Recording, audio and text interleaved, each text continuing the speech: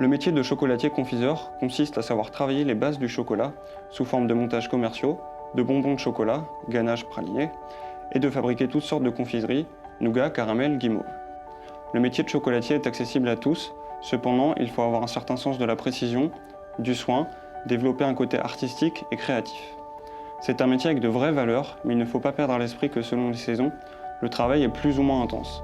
En période de Noël et Pâques par exemple, il faudra être très actif et être courageux.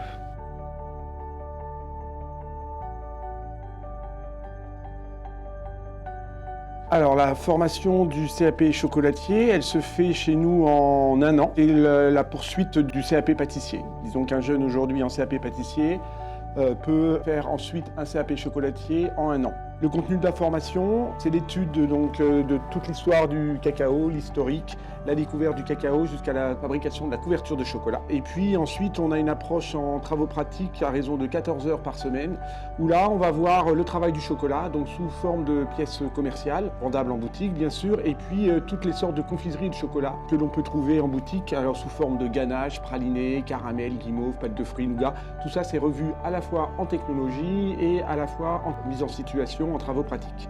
Il y a également des cours de commercialisation, législation et hygiène. L'épreuve du CAP chocolatier aujourd'hui, c'est une épreuve de 9h30 sur 2 demi-journées où le jeune doit travailler les fabrications qui lui sont demandées, pièces commerciales, entremets à base de chocolat, une confiserie, plus une confiserie au choix qu'il aura créée pendant l'année à refaire et à reproduire lors de l'examen. Donc 2 demi-journées, 9h30 de pratique.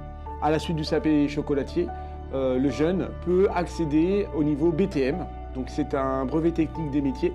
Donc là on est sur un niveau bac et on repart sur 2 années d'apprentissage pour le BTM.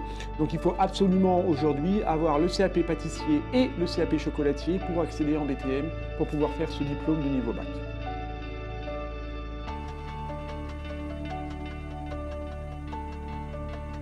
L'avantage de la formation en apprentissage permet aux jeunes d'apprendre un métier en étant actifs à 100%. En effet, l'apprenant sera guidé tout au long de la formation par son maître d'apprentissage et comblera les lacunes en venant au centre de formation.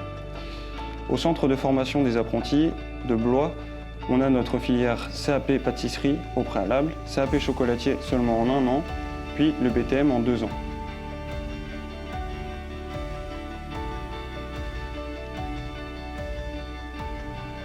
Pour trouver une entreprise, le démarchage avec un CV et une lettre de motivation chez les maîtres d'apprentissage est une possibilité.